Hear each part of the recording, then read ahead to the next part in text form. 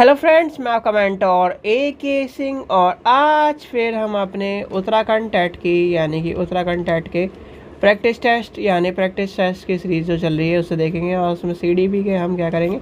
आज 10 क्वेश्चन से कहीं ना कहीं आप देखेंगे कि कहीं ना कहीं जो आपको जो चीज़ें कराई गई हैं, जो चीज़ें समझ में आ रही हैं, वो आपको कहीं ना कहीं क्वेश्चन से आपकी बुरी हो रही है कि नहीं।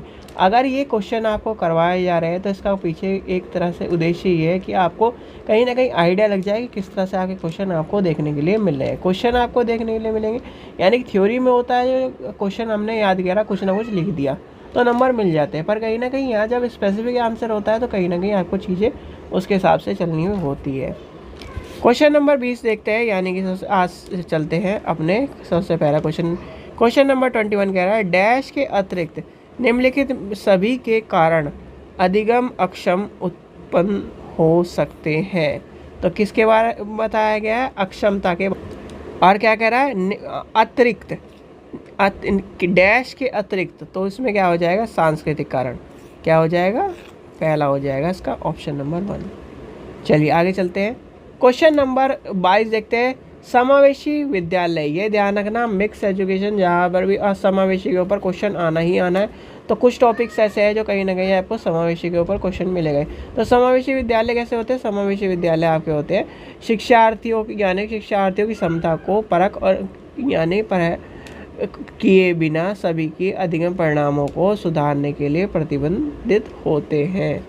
ठीक है, यहाँ पर क्या है? नॉर्मल बच्चा और जो स्पेशल चाइल्ड है वो एक साथ पढ़ते हुए आपको दिखाई देंगे।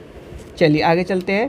प्रतिभाशाली विद्यार्थी को क्या होना चाहिए? यानी कि ऐसे होते हैं, ऐसे सहयोग की आवश्यकता होती है जो कहीं ना कहीं सामान्य विद्यालय द्वारा उपलब्ध नहीं होता, क्योंकि वो क्या होता है, जैसे मान के चलिए एक क्या है, आपने एक बाइक का नाम तो मैं ले नहीं सकता, एक बाइक है, कहीं ना कहीं उसका अगर इंजन के मामले में लेके चले तो वो 125 सीसी का है।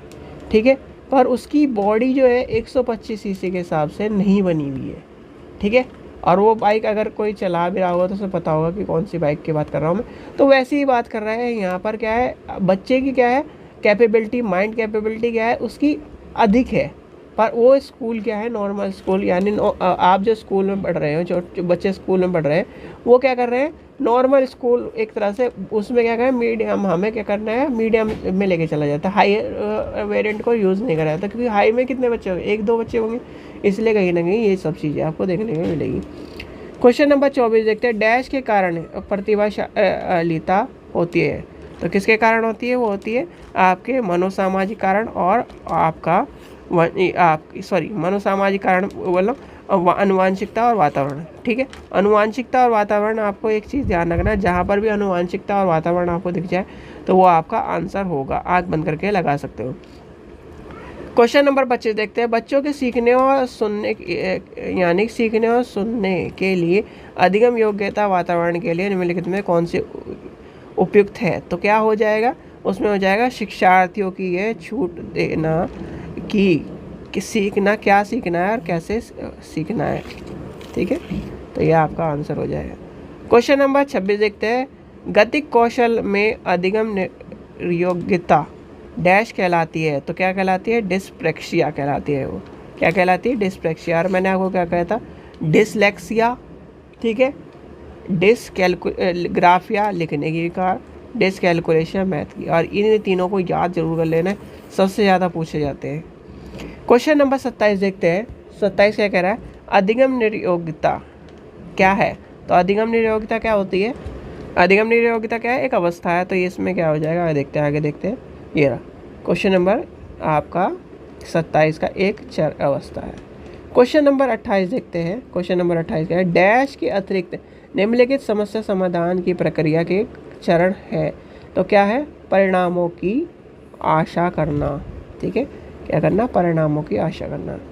क्वेश्चन नंबर 29 देखते हैं। एक शिक्षक को क्या होना चाहिए? भाई शिक्षक को अपने क्या है चीज़ों के अपने यानी कि विषय में पारंगत होना चाहिए। तो इसके हिसाब से आपका क्या हो जाएगा? जब शिक्षार्थी विचारों के संप्रेषण करने की कोशिश कर रहा है हो तो उन्हें ठीक नहीं करना चाहिए, यानी कि एक तरह से क्या करना चाहिए? उसे कहीं ना कहीं उसे खुद उसके फाइनल पॉइंट तक पहुंचना चाहिए, तो इसलिए कहीं ना कहीं टीचर क्या कर रहा है, यानी कि इस तरह की चीज़ें आपको देखने के लिए मिलती है। क्वेश्चन नंबर 30 देखते हैं, लास्ट क्वेश्चन। सीमा कक्षा यानी कि परीक्षा में ए ग्रेड प्राप्त करने के लिए इच्छुक है।